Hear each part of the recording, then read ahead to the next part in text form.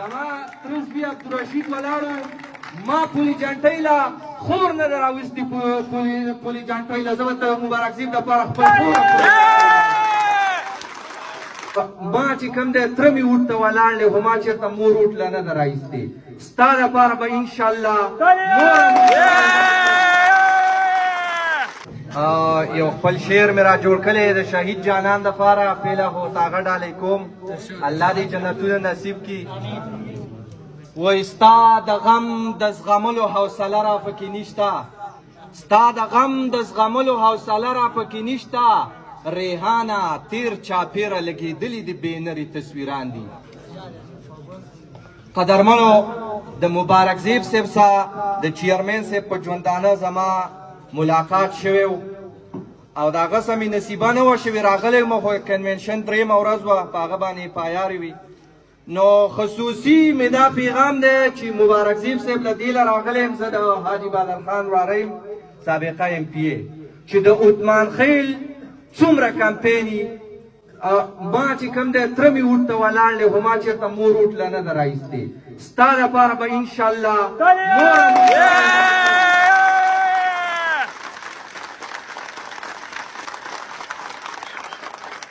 زما ترس بیا عبدالرشید ولاړو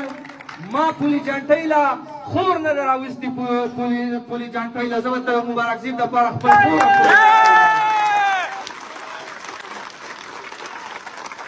انشاءالله چې زمانه څومره کېده دا مې د مبارک زیب سره او د شهید جانان سره او د باجوړو سره وعده ده چې څومره کوشش او انشاءالله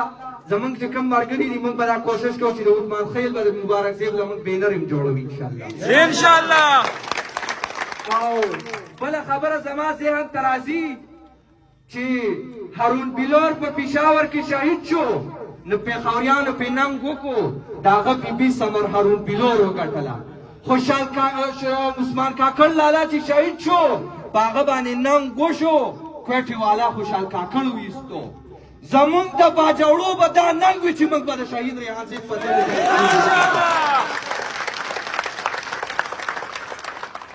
او خبرې ختموم مشران ولاړ دي خبرې به وکړئ خو یوه خبره کوم چې زمونږ هیڅ لالچ نشته خو موږ ننګ راغستي او غیرت راغستي یو ګورې سوال درته کوم باجوړو سوال چې چېرته هم دې نورو خلکو ته مخ سترګې ښکته نه کوي سترګې به هم جګې ساتئ چې موږ دا لږ وباسو زموږ به سترګې انشاءالله اوچتې او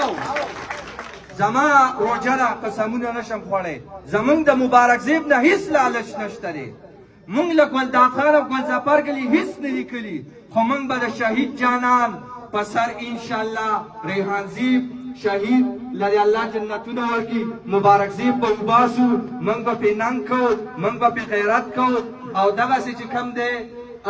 اوټ چې کوم دی ډېرو خلکو له مو ورکړی نو دا ځل به اوټ انشاءالله زموږ د مبارک زیب وي او چې کوم دی تاسو هم کور کور کمپین وکئ کور اکور کلی په کلی انشاءالله او دومره کوشش به وکړو یو دا زما خبره وه دا ما ذهن ته ما زه به دې خلکو ته کوم د بینرو چې کم از کم چې په علاقه کې 10 بینرې ولګي خو چې دومره وي چې دغه انتخابي نشان پې پته لګي نو د